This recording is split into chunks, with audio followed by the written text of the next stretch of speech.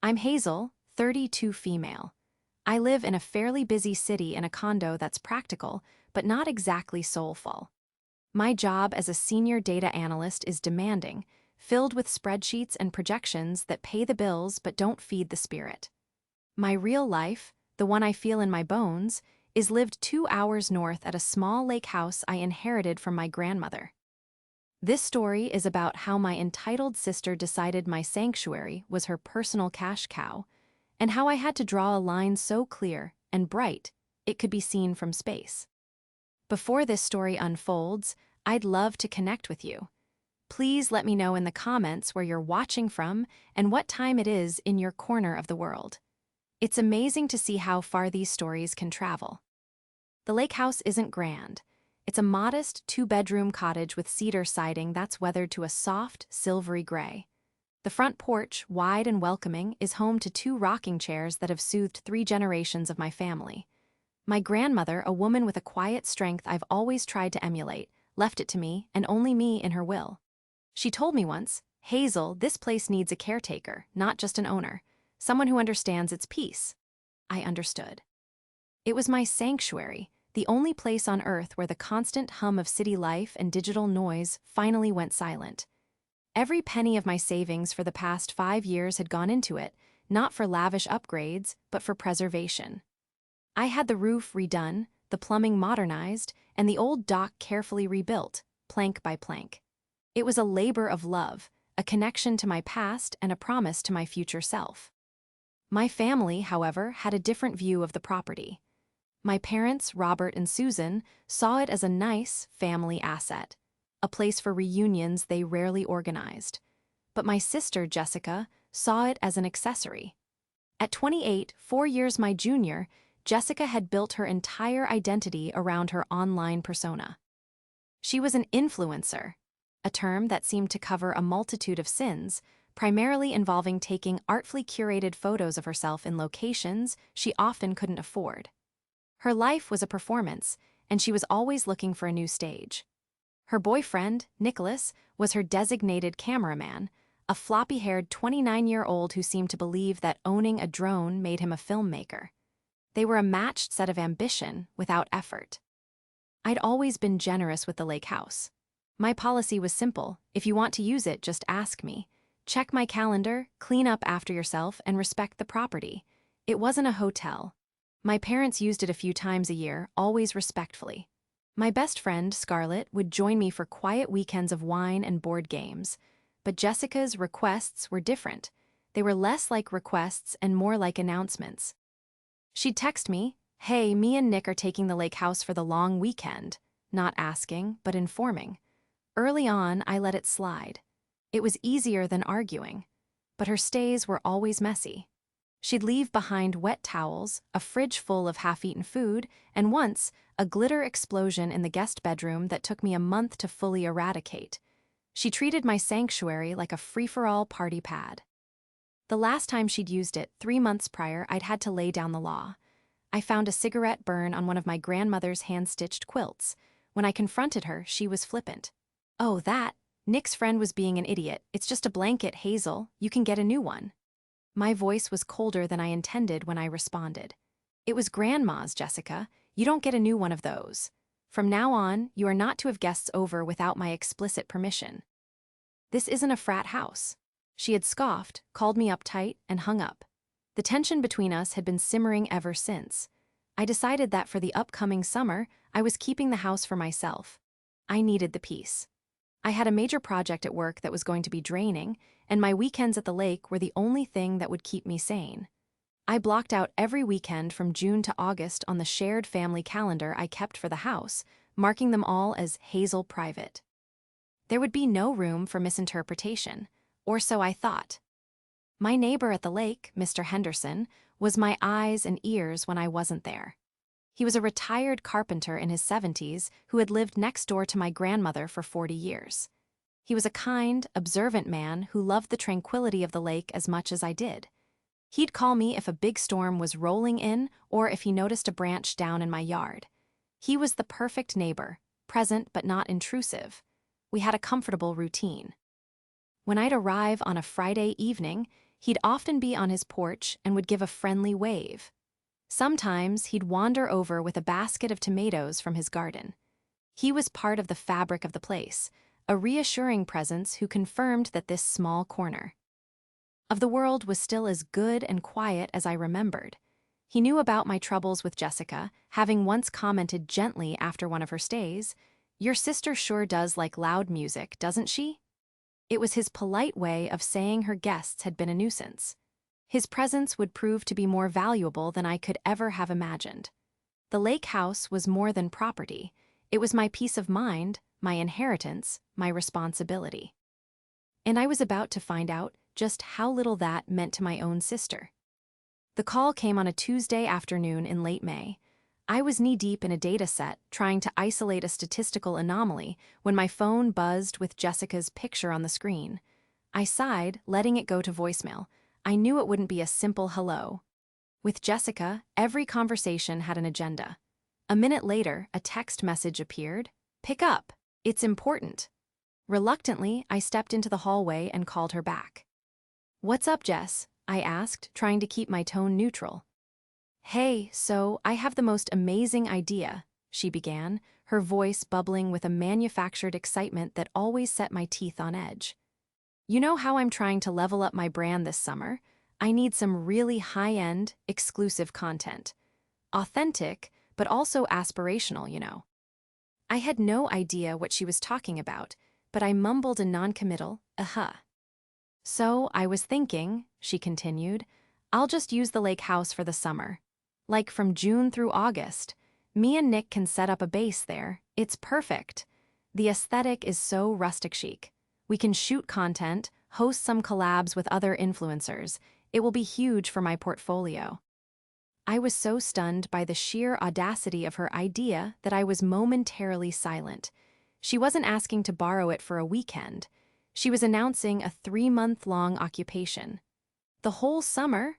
I finally managed to say. "Jessica, no, that's not possible." "What do you mean, not possible?" Her bubbly tone vanished, replaced by a sharp, defensive edge. "Don't be difficult, Hazel. It's a family house. We're supposed to share." "First," I said, my own voice firming up, "it's not a family house. Grandma left it to me, and I've always been happy to share, but you know my rules. Second, I've already blocked out the entire summer for myself on the calendar. I have a huge project at work, and I need the weekends to decompress. I'm using it." There was a huff of air on the other end of the line. "Oh, come on. You're not going to be there every single day. You can't just hog it for 3 months. That's so selfish. I actually have a business reason to be there. You just want to sit around and do nothing." "My doing nothing is what I use the house for," I countered, my patience wearing thin. "It's my place to get away from stress, not a free film set for your brand." "The answer is no, Jessica. It's final." "This is so typical," she spat. "You always do this. You hold things over my head. You have a good job and your own place, and I'm trying to build something for myself, and you won't even help. You know how expensive it is to rent a location like that." I couldn't help but let out a short, incredulous laugh. "That's exactly the point, Jess. It is expensive. And this is my property. You're not entitled to use it for your business for free. We can talk about you maybe using it for a weekend in September if you ask nicely and agree to follow the rules, but the summer is not up for discussion." The conversation devolved from there. She accused me of being jealous of her burgeoning fame. She claimed I was deliberately sabotaging her career. She even brought up a time in high school when I wouldn't let her borrow a dress, framing it as proof of a lifelong pattern of abuse. It was classic Jessica. When faced with a boundary, she didn't just push against it. She tried to bulldoze it with emotional manipulation and revisionist history. Her voice grew louder, more frantic. "Mom and Dad will hear about this. They'll tell you how unfair you're being. You can't just cut off the whole family." "This isn't about the family," I said, my voice low and steady. "This is about you and your complete lack of respect for me and my property. The conversation is over." I hung up before she could respond. My hands were shaking slightly, not from fear, but from a potent cocktail of anger and frustration. It was exhausting. It felt like no matter how calm or rational I was, any interaction with her spiraled into a dramatic reenactment of a childhood squabble, with her as the perpetual victim and me as the heartless villain. A few minutes later, as I knew it would, my phone rang again. This time it was my mother. "Hazel, darling," she began, her voice oozing with a practiced, placating sweetness. "I just spoke to your sister. She's very upset." "I'm sure she is," I replied dryly. "She told me you two had a little misunderstanding about the lake house." My mom continued. Honey, you know how hard she's working on her little internet business.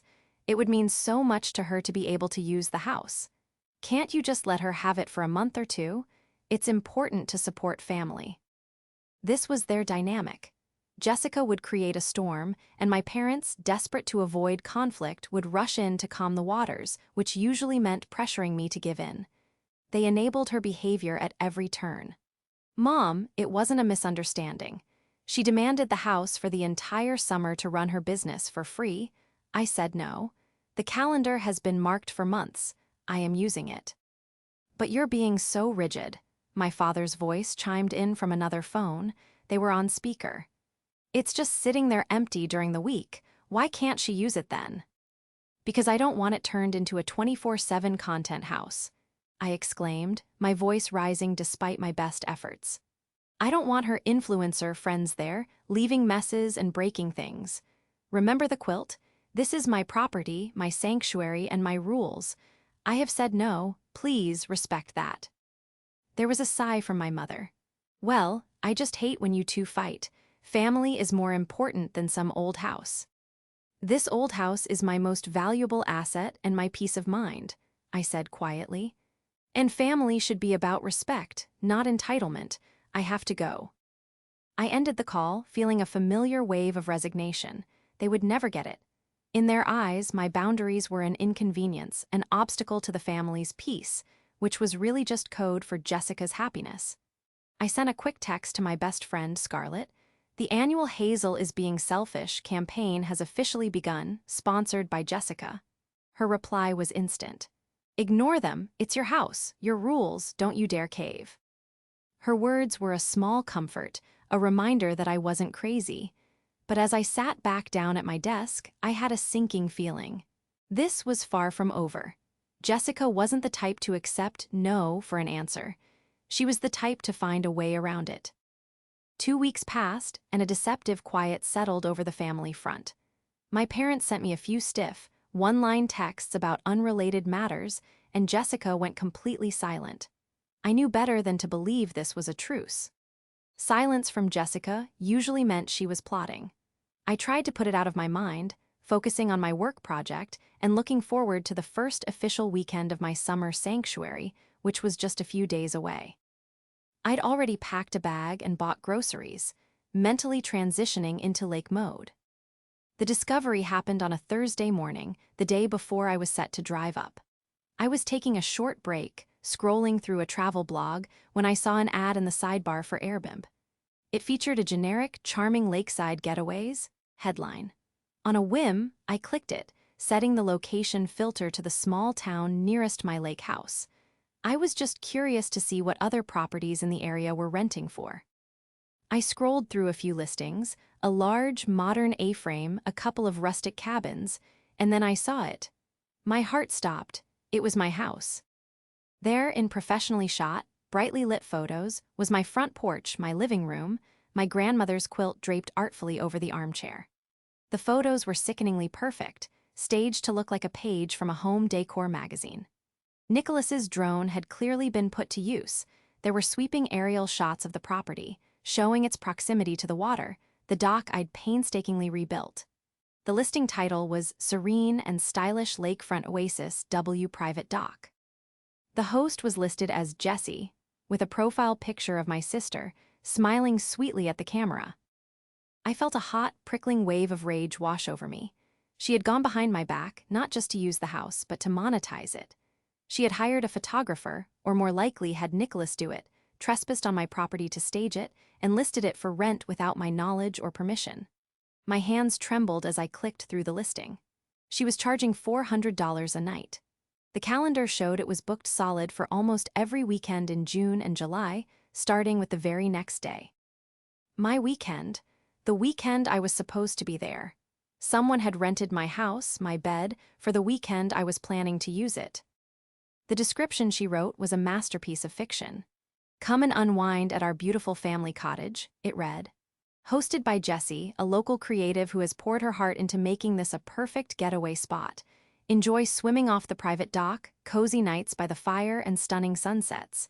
We can't wait to welcome you, our family cottage. Hosted by Jessie. I felt dizzy with disbelief. She hadn't just crossed a line, she'd obliterated it. My first instinct was to call her and scream, but I stopped myself. What would that accomplish? She'd deny it, gaslight me, or play the victim. I needed evidence, Dead a plan? My mind, trained to find patterns and solve problems with data, kicked into gear. Emotion was a liability right now, I needed strategy.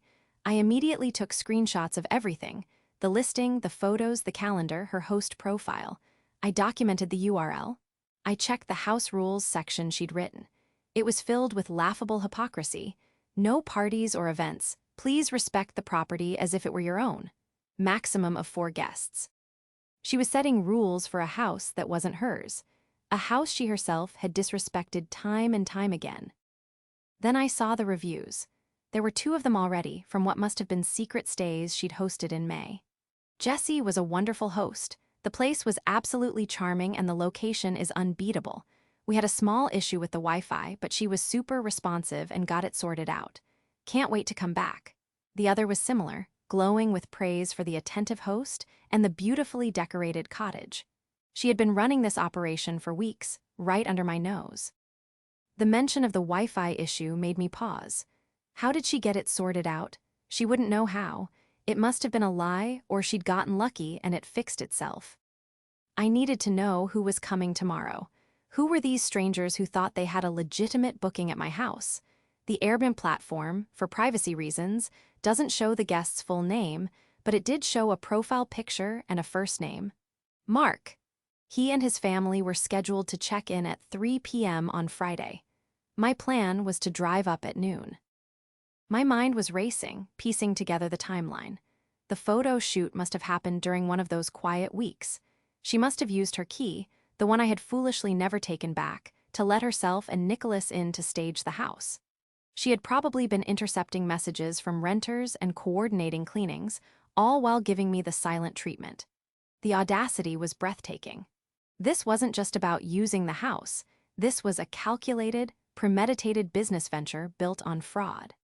She was using my asset, my inheritance, to fund her influencer lifestyle, and was prepared to kick me, the actual owner, out of my own home to do it. I called Scarlett, my voice tight with controlled fury. "You are not going to believe what she's done," I said, and laid out the whole sordid story. Scarlett, being a lawyer, was appropriately horrified but also immediately practical. "Okay," she said, her tone all business. "First, do not contact her. Do not contact your parents. Let her think you still know nothing. Second, document everything. You've already done that, which is perfect. Third, report the listing to Airbnb immediately as fraudulent. It's your property, and you can prove it." "I'm going to," I said, "but not yet. I'm driving up there tomorrow before the guests arrive. I'm going to change the locks." There was a pause on the other end of the line. "Good," Scarlett said. "That's exactly what you should do. This is your property. Secure it. And Hazel, when you do report it, make sure you emphasize the liability issue. Unauthorized rentals on your property could expose you to massive legal problems if someone gets hurt. Airbnb will take that very seriously." Her advice solidified my resolve. The anger was still there, a hot coal in my stomach, but it was now fueling a cold, clear sense of purpose. Jessica had mistaken my generosity for weakness. She thought my desire for peace meant I would roll over and accept any disrespect. She was about to learn how wrong she was. The battle for the lake house had begun, and I was going to finish it.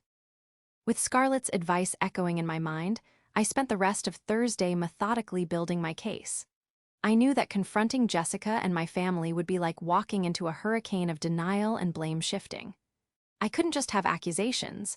I needed irrefutable proof, a dossier so complete that no amount of gaslighting could poke a hole in it. My data analyst skills, usually applied to corporate spreadsheets, were now focused on a single target: my sister's web of deceit. My first step was to report the listing to Airbnb. I followed Scarlett's advice to the letter, creating a formal complaint through their trust and safety portal. I uploaded a copy of the property deed with my name on it, a utility bill for the lake house addressed to me, and a picture of my driver's license. In the description of the issue, I was calm and factual. I stated that I was the sole owner of the property, that the host, Jessica, was my sister, and that she had listed my property without my knowledge or consent. I emphasized the legal liability, stating that the unauthorized rental activity constituted fraud and exposed both myself and Airbnb to significant risk. I received an automated reply saying they would investigate the matter within 48 hours. That was fine. I wasn't waiting for them to act. I was just creating a formal paper trail. Next, I turned my attention to the 2 existing reviews on her listing. Jessie was super responsive and got it sorted out. One review said about a Wi-Fi issue. This line had been bugging me. Jessica couldn't fix a Wi-Fi router if her life depended on it. She would have had to call someone. On a hunch, I logged into my account for the internet service provider at the lake house. I navigated to the support history tab, and there it was, a log of a service call from 2 weeks prior. The note stated that the customer, who had identified herself as Hazel, had called to report an outage, and that a technician had been dispatched the next day to fix a connection issue at the local junction box. She had impersonated me. She had called my internet provider, pretended to be me, and ordered a service repair, all to ensure her illegal guests had a seamless experience. The cold fury I'd felt earlier intensified. This was a level of premeditation I hadn't thought her capable of. She wasn't just being opportunistic. She was actively committing identity theft to facilitate her scam. I took a screenshot of the service log, adding it to my growing folder of evidence. The file name was simple: fraud. My investigation then moved to social media. I knew Jessica documented every moment of her life, but I rarely looked at her accounts because I found them insufferable. Now, I scoured her Instagram page and Nicholas's as well. I went back over the past month. At first, it was the usual endless selfies, pictures of avocado toast, and videos of Nicholas flying his drone over random parks. But then I found it. A post from 3 weeks ago on Nicholas's feed. It was a stunning, high-resolution aerial shot of my lake house at sunset. The caption read, "Locations scouting for a big summer project with my creative partner at Jessie Goes Glam. Big things coming soon. Director Life Content House Lake Vibes." Several of their influencer friends had commented with fire emojis and questions like, "OMG, where is this? Can't wait to see what you guys create." Jessica had replied to one, "It's our little secret hideaway. We're curating a very exclusive experience this summer." Our secret hideaway. She was publicly positioning herself as the owner, the curator of an experience at my home. I scrolled through more of her posts from around that time. I found a picture of her posing on my dock, wearing a new bikini, with the caption, "Summer office is officially open for business." The photo was dated. It was a Wednesday, a day she should have been in the city, a day I was at work, completely oblivious. She had been there, with Nicholas, conducting a full-blown commercial photo shoot on my property. I saved every post, every comment, every self-aggrandizing caption. The digital trail she'd left was a blazing neon sign pointing to her guilt. She was so caught up in performing her life online that she didn't realize she was meticulously documenting her own fraud. This wasn't just about a family dispute over a cottage anymore. This was calculated deception for financial gain. She had lied to guests, impersonated me to utility companies, and misrepresented ownership of my property online to build her brand. The final piece of the puzzle clicked into place when I thought about the logistics. How was she managing the cleaning and turnover between guests? She was lazy and hated cleaning. She wouldn't be driving 2 hours each way to scrub toilets. She must have hired someone locally. I remembered the name of a cleaning service my grandmother used to use, a small, family-run business in the nearby town. I gave them a call. "Hi," I said. "My name is Hazel. My grandmother used to be a client of yours, and I own her old cottage on the lake. I was just wondering if you've had any recent service calls to that address." The woman on the phone was friendly.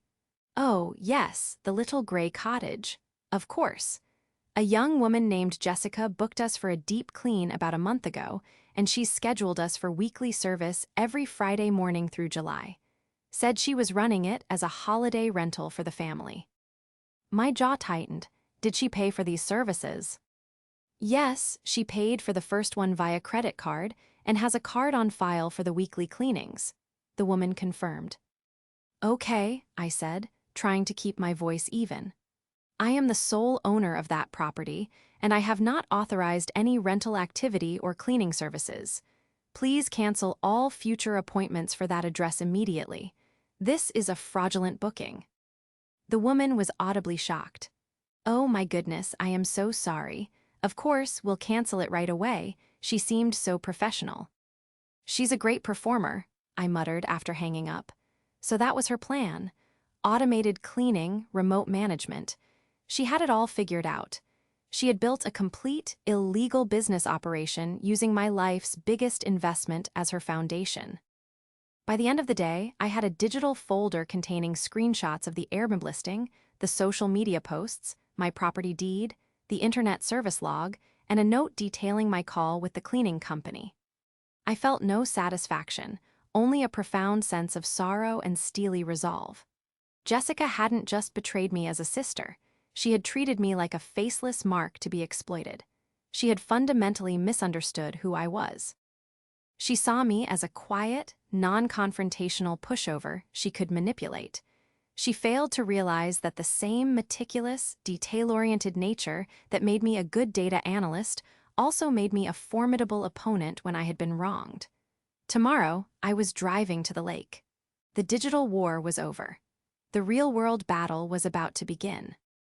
Friday morning, I woke up before my alarm, a knot of adrenaline and anxiety tight in my stomach. I loaded my car in the pre-dawn quiet, my movements precise and deliberate.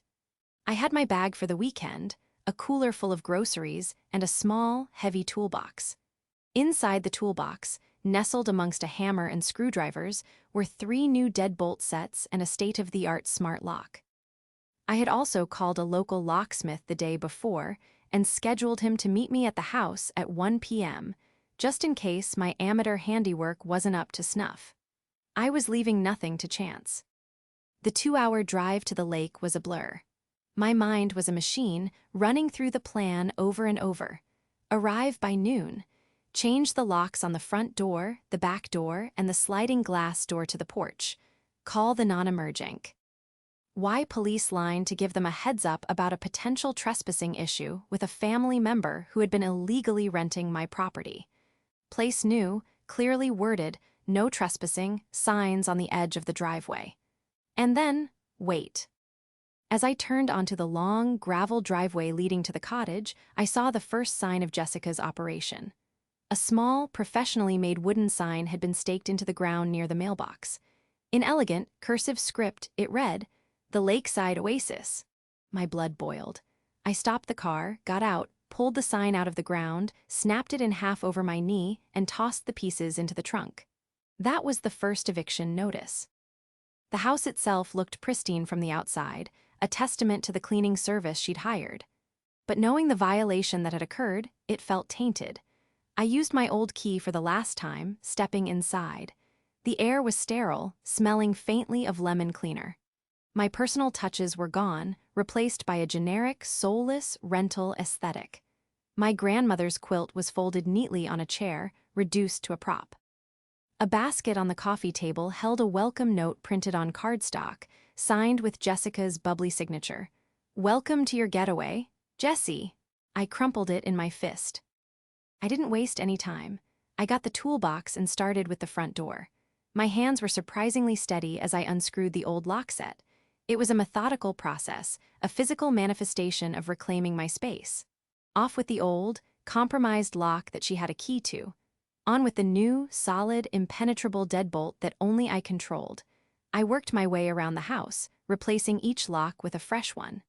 The final installation was the smart lock on the front door. I programmed it with a new code known only to me and linked it to an app on my phone. Now, I would get a notification every time the lock was accessed, and I could lock or unlock it remotely. The power was back in my hands. The physical security of my sanctuary was restored. It was just after 1 p.m. when I finished. The locksmith I'd called arrived right on time.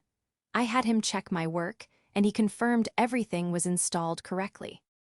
He was a taciturn man who simply nodded and said, "Nobody's getting through those without a battering ram." It was a small but significant expense that felt like the best money I'd ever spent. Next, I made the call to the local sheriff's office. I explained the situation to the dispatcher calmly and clearly. "My name is Hazel," I started. "I am the owner of the property at 125 Lakeview Drive. I've discovered that a family member has been fraudulently renting it out on Airbnb without my consent. The locks have now been changed. However, I have reason to believe that the person who made the illegal booking may show up later today.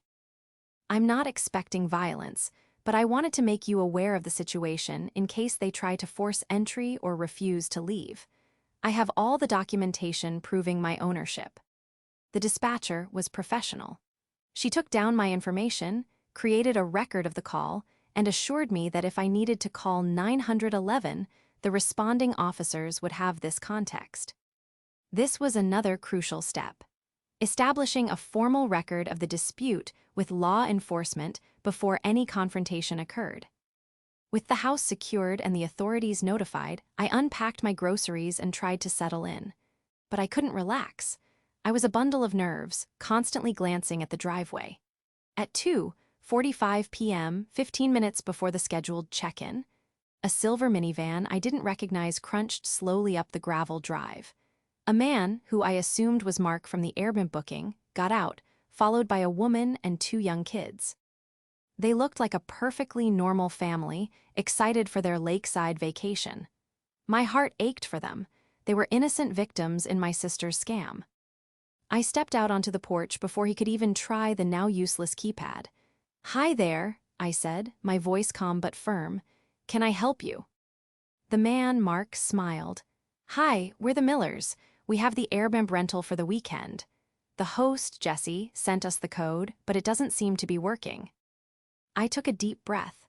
"I'm so sorry, but there has been a huge mistake," I said, my tone dripping with sympathy. "My name is Hazel, and I am the owner of this house. The person you rented from is my sister. She does not have the authority to rent this property, and she listed it fraudulently without my knowledge. Unfortunately, there is no rental agreement here for you." The smiles vanished from their faces. The woman looked confused, then angry. "What are you talking about? We paid over $1,000 for this weekend. We have a confirmation email." "I have no doubt that you do," I said gently. "And I am truly sorry for what my sister has done to you. She scammed you. I have already reported the listing to Airbnb, and I would urge you to contact them immediately to report the fraud and demand a full refund. I can even show you the deed to the house to prove I'm the owner." The kids were starting to look upset, and I felt a fresh wave of anger at Jessica for putting this family in such an awful position. Mark pulled out his phone, his face grim, and tried to call Jessica. I watched as it presumably went straight to voicemail. "She's not picking up," he said, stating the obvious. I gave them the name of a nice hotel in the next town over and offered to call to see if they had any vacancies. They were upset and disoriented, but they seemed to realize I was telling the truth. After a tense 20 minutes of them making frantic calls to Airbnb's support line, they finally packed their disappointed kids back into the minivan and drove away, but not before Mark looked at me and said, "I hope you get your sister sorted out. This is one of the worst things that's ever happened to us on a vacation." His words hung in the air long after their car had disappeared. The immediate threat was gone, but I knew the real storm was yet to come. Jessica would soon find out that her guests couldn't get in, and then she would come. I sat in one of the rocking chairs on my newly secured porch, looking out at the calm water of the lake, and waited. The first notification from my new smart lock app came at 4:30 p.m. It was a simple alert. Keypad access denied. Then another, and another. Someone was standing on my porch, repeatedly punching in the code Jessica had given them. A few minutes later, my phone started ringing. It was Jessica. I ignored the call. It rang again. I ignored it. Then came the barrage of texts. Hazel, what did you do? My guests can't get in. Why did you change the code? You're ruining my business. Pick up your phone. This is an emergency. You are being so incredibly selfish and destructive. I'm coming up there right now to fix this. I read the messages with a strange sense of detachment.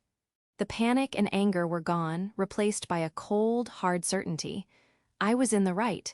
I had secured my property. Now I just had to weather the storm. I sent her a single, simple text message back.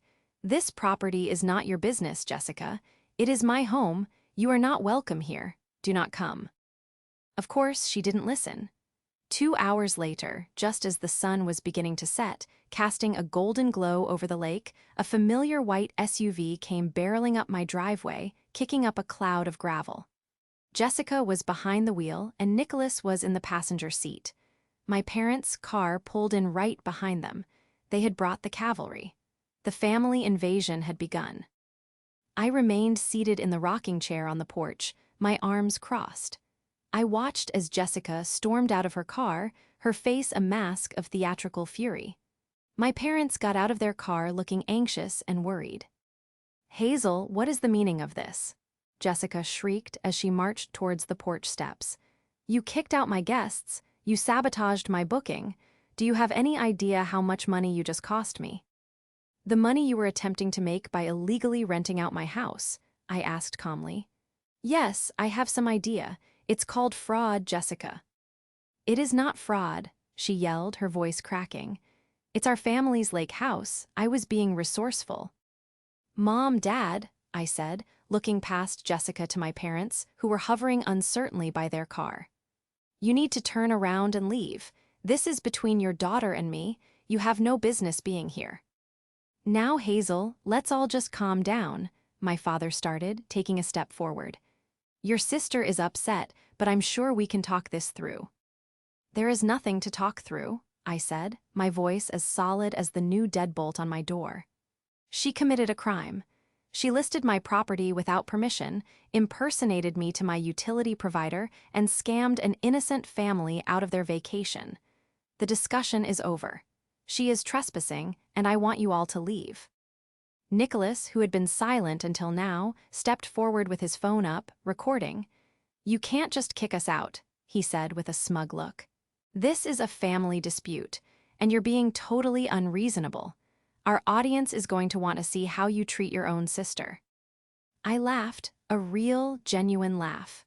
Your audience? Nicholas, put the phone away before I add you to the trespassing complaint. You have no right to film me on my private property. This enraged Jessica further. She bounded up the steps and tried to wrench the front door open. When it didn't budge, she started pounding on it with her fists. Let me in, Hazel. Let me into my house. It's not your house, I yelled back, finally losing my temper. It has never been your house. It's mine. Grandma gave it to me for a reason, because she knew I would respect it, and she knew you wouldn't. My mother started to cry.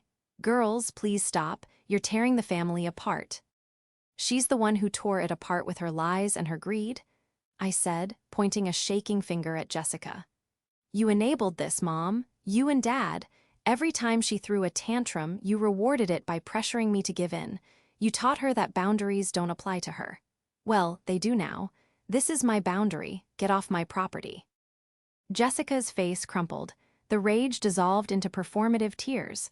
She sank onto the porch steps, sobbing loudly. I do. And understand why you hate me so much, she wailed. I was just trying to do something for myself. I have nothing, and you have everything. This house is all I had.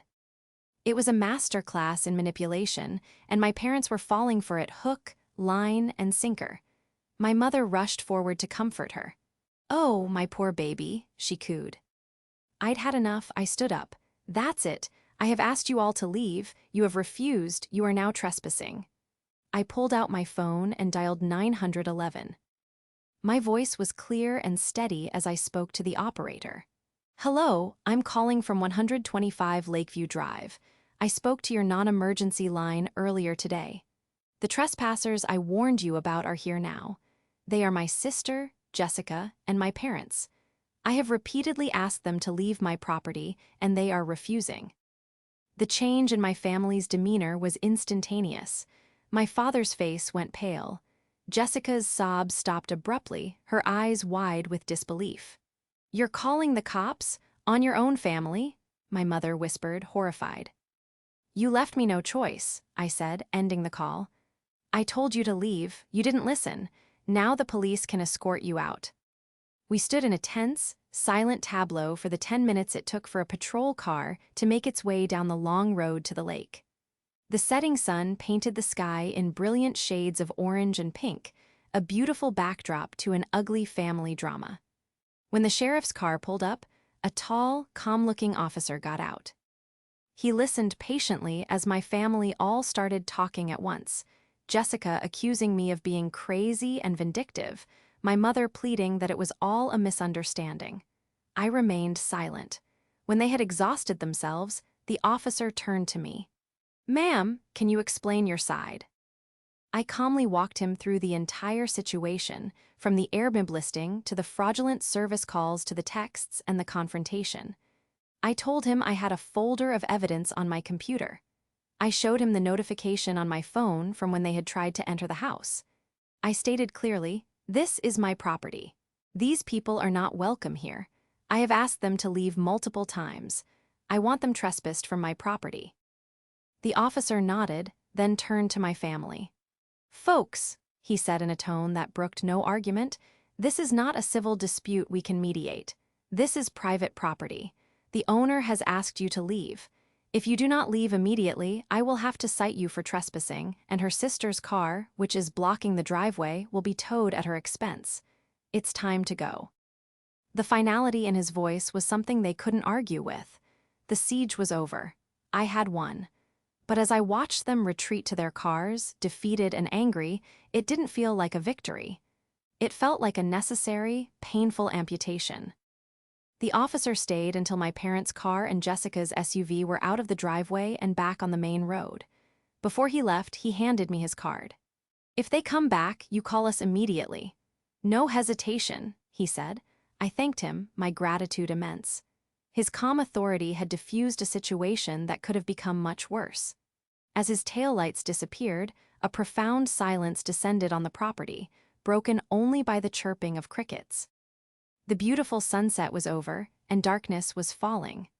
I was alone, truly alone, in my sanctuary. But the peace I usually felt here was absent, replaced by the hollow echo of the ugly confrontation. I spent the rest of the weekend in a daze, jumping at every sound. I couldn't shake the feeling of being watched, even though I knew they were gone. The messages started again on Saturday morning. My parents sent long, pleading texts about forgiveness and the importance of family. They accused me of humiliating them and escalating the situation by calling the police. I didn't respond. The real venom, however, came from Jessica. Her texts were a wild mix of threats and insults. She promised to sue me for lost income. She threatened to post a video about me, telling her thousands of followers how I had abused her and thrown her out on the street. I forwarded the most threatening messages to Scarlett, who replied, "Let her. It's called libel, and she'd be handing you a defamation case on a silver platter. Don't reply to any of them. Go completely silent." I followed her advice. I blocked Jessica's number. I blocked my parents' numbers. I needed total silence to think. On Monday, back in the city, I received an email from Airbnb. Their investigation was complete. They had confirmed my ownership and concluded that the listing was fraudulent. They had permanently banned Jessica's host account, canceled all her upcoming bookings, and were processing full refunds to the affected guests. They also informed me they were clawing back the payouts she had already received from the May bookings. Justice, in the corporate sense, had been swift and decisive. It was a small vindication, but an important one. The real climax, however, happened the following weekend. I had returned to the lake house, determined to reclaim the peace that had been stolen from me.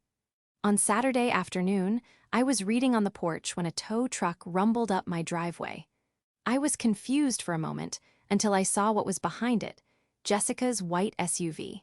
She had left it parked on the shoulder of the narrow public road right at the end of my driveway. It was a petty, passive-aggressive act of defiance, a way of saying, "I'm still here." But the narrow road had no parking signs, and one of my neighbors, likely Mr. Henderson, had finally called it in. I watched, mesmerized, as the tow truck driver expertly hooked up her vehicle. Just as he was about to pull away, Jessica's car came speeding down the road, Nicholas at the wheel. She leaped out of the passenger side before it had even fully stopped. "What are you doing? That's my car," she screamed at the driver. He gestured impassively at the no parking sign. "It's a public road, ma'am. You're illegally parked. I'm towing it." Jessica's head whipped around, and her eyes locked on me, sitting on the porch. She seemed to think I had orchestrated this. Her face contorted with a rage that was terrifying to behold. It was a full-blown, public meltdown. "You did this," she shrieked, pointing at me. "This is all your fault. You are a vindictive, evil person.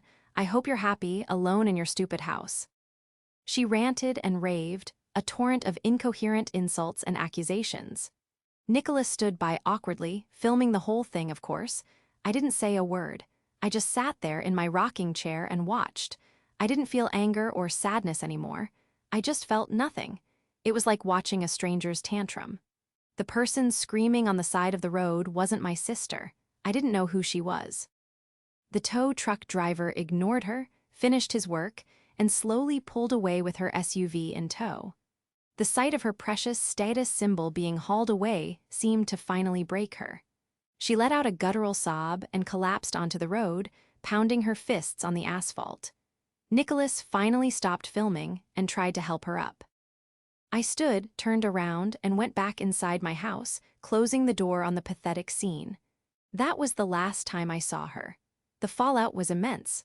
My parents didn't speak to me for months, sending occasional messages through other relatives about how I needed to be the bigger person and apologize for hurting the family. I refused.